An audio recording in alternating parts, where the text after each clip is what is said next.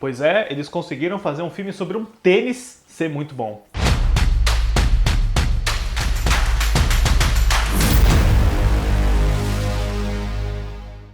Olá, fãs da Sétima Arte, meu nome é Lucas Nascimento e esse é o Lucas Filmes e hoje eu tô aqui para falar sobre Air, a história por trás do logo, novo filme dirigido pelo Ben Affleck. Mas antes, vou pedir para você curtir esse vídeo, se inscrever no canal e ativar o sininho para não perder a notificação dos próximos vídeos. Ben Affleck está de volta, senhoras e senhores, e caso alguém não saiba aí, né, o Ben Affleck, além de ator, teve uma carreira muito sólida e muito eficiente como diretor quando ele dirigiu os suspenses Medo da Verdade e Atração Perigosa até chegar no ápice da carreira dele, que foi quando ele fez Argo, o thriller político de 2012, que ganhou o Oscar de melhor filme daquela temporada e colocou o Affleck aí como um dos diretores mais interessantes e promissores de sua geração, apesar dele ter sido esnobado no Oscar, né? Ele não foi nem indicado a melhor diretor, o que foi muito bizarro. Mas aí o Affleck teve aquela fase meio negativa quando ele fez o Batman do Zack Snyder, que não foi muito bem aceito por todo mundo,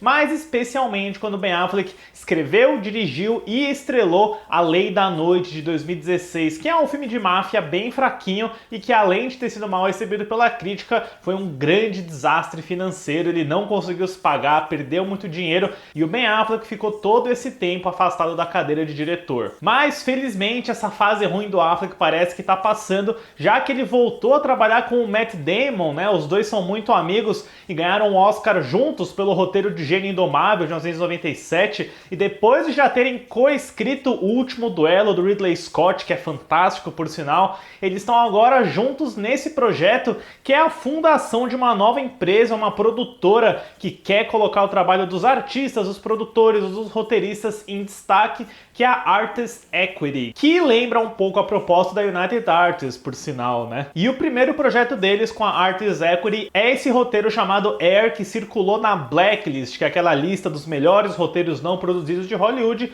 e é o trabalho do estreante Alex Convery. O projeto se organiza bem rápido, com as filmagens durando pouco mais de um mês, e apesar deles terem feito um acordo com a Amazon para ser um filme de streaming, eles conseguem uma janela de cinema bem estendida, incluindo aqui no Brasil, já que a Warner Bros. Cuidou dos direitos de distribuição internacionalmente. E o que a gente tem com Air, apesar de ser um filme bem formulaico, não tem nada de muito diferente do que a gente já vê nesse gênero, é um filme muito, muito legal. A história do filme é centrada em Sonny Vaccaro, vivido por Matt Damon. Buscando formas de revitalizar a participação da Nike no mercado de basquete na década de 80, Sonny tenta convencer sua equipe a fechar uma parceria com o até então novato Michael Jordan, oferecendo a ideia inovadora de uma linha de calçados centrada na figura do jogador. Eu sempre digo que não importa o tema ou o assunto do seu filme, desde que ele seja explorado e desenvolvido de uma forma eficiente. E o segredo disso está no roteiro, né? Eu não manjo nada de basquete, muito menos de marketing,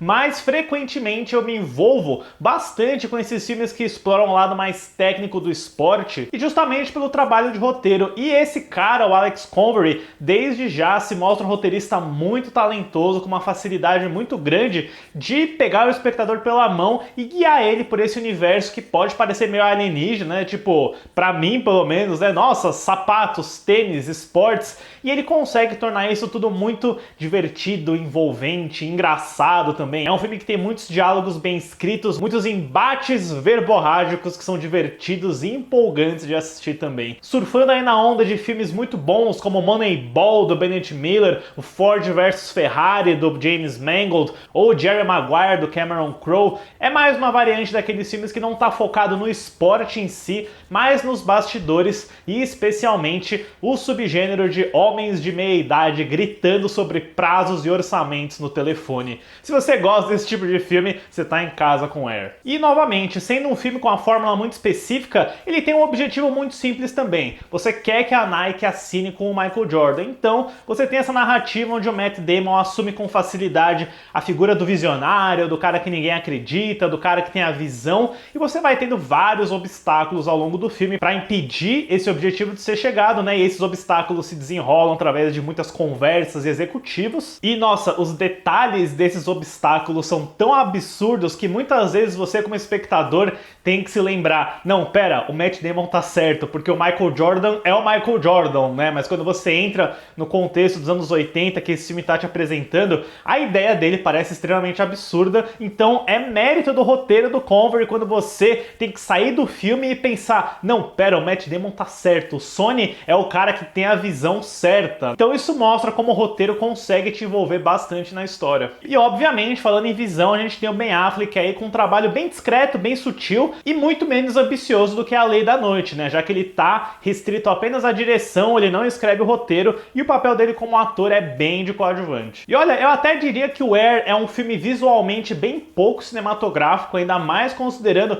que você tem a lenda, o titã Robert Richardson como diretor de fotografia, e é um filme que basicamente tem cara de TV, né? Plano médio, close, são conversas, não tem muitas possibilidades de criar grandes imagens, de momentos iconográficos assim. E por um lado isso tá certo, porque são conversas e reuniões, não tem necessidade do Ben Affleck enfiar uma grua dentro do escritório e sair fazendo 360 e plano sequência, né? Eu só acho que eu senti um pouco de apuro assim, quando eu vi que era o Richardson, falei, poxa, esperava um pouquinho mais assim, né? Mas eu gosto muito do que o Affleck faz aqui, em vários aspectos, que é capturar a atmosfera dos anos 80. E eu não digo isso pela trilha sonora, pelos figurinos, por todos os artifícios que são muito mais fáceis de se identificar visualmente. Mas o Affleck faz uma coisa muito interessante, que é frequentemente apostar em close e plano detalhe de marcas, revistas, brinquedos, produtos, tudo isso para te inserir naquela época, muita coisa vintage. E eu sinto que isso, obviamente, vai agradar bastante o pessoal do departamento de produção de objetos, né? Vão ver o trabalho